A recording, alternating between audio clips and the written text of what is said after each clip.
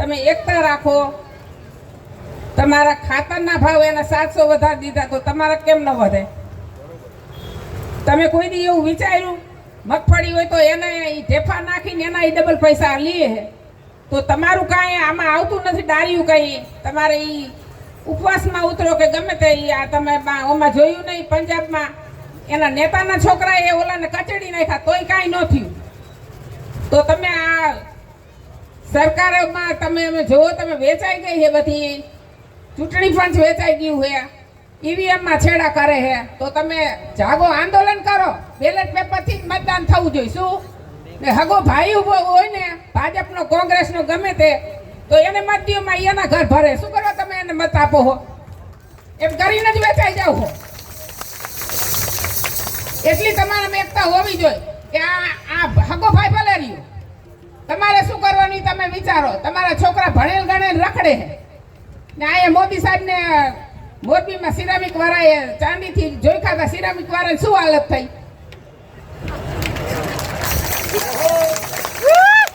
ને આ દાદા ભગવાનનું અત્યારે હમણાં શિબિર હતી બધી એને ગોઠવણી કરી હતી. એના મંદિરમાં એક પૈસો નથી લેતા ને વળતર 300 વીઘામાં 15,000 રૂપિયા એક વીઘાના આપ્યા હતા. તો એ પૈસા એ અમારા બેનપણી છોકરો હતો, 2 છોકરા એ ભણવામાં એમાં વયા ગયા હે. મેં કીધા પૈસા કેમ કાઢ્યા તમે? ભૂપેન્દ્ર પટેલ કેમ અહીંયા ચાલુ કરે? અહીંયા આમાં રાજકીય આવે કઈ? રાજકીય એમાં કેમ આવ્યું? ને ઓમ શાંતિમાં દેશને શાંતિ આપો મોદી સાહેબ એમ કહે છે ને. શાંતિ તે નથી રહેવા દીધી કે કોઈને. ને આ ધારાસભ્ય બધાય અબજોપતિ થઈ ગયા. આપણું ચૂસી ખેડૂતને દીકરી કોઈ દેવા રાજી નથી. ઈનાય પાંડરે તમે રહ્યા તો તમે જાગૃત કેમ નથી થતા? આંદોલન ઉપાડો. કોઈ મારી નહીં નાખે. જ્યાં હોય મોદીના ફોટા ને અડાણીના ફોટા ને એટલે એના શું એ કઈ પ્રાઇવેટ એનું હોય કઈ?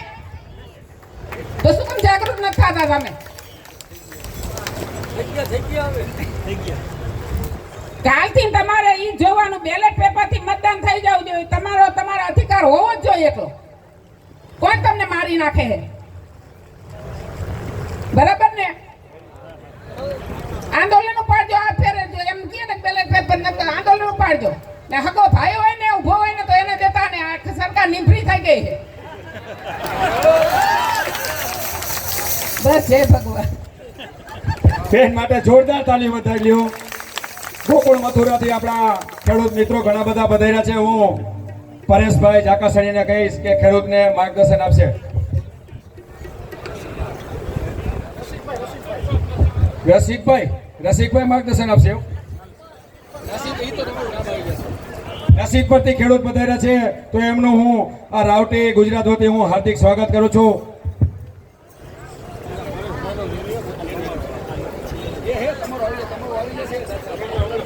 પરેશભાઈ જાકાસણિયા આપને ખેડૂતને 2 શબ્દ કહેશે. જય જવાન, જય જવાન, જય કિસાન. ઓછો અવાજ છે. આ નેહુલભાઈને કાલ રાતે બાટલો ચડાવવો પડ્યો. આપણે તો 3 ટાઈમ ખાઈને આવી છીએ. ગાંધીનગર સમજાવો છે. જય જવાન, જય કિસાન, જય જવાન, જય કિસાન. ધન્યવાદ.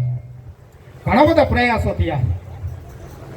સૌથી ચાલુ થોડીક રમૂજ અને ગંભીર વાત કરવી છે કે 10-15 દિવસ પહેલા અમારે જવાનિયાઓ બધા એક વાત થતી. અમારે કિરીટ કીએ સવારે 11 વાગે રાકેશભાઈ ફોન હાલો થાય કે હાલો રૂપા બાપાની વાડીએ. અહીંયાથી ચાલુ શરૂઆત થઈ. આ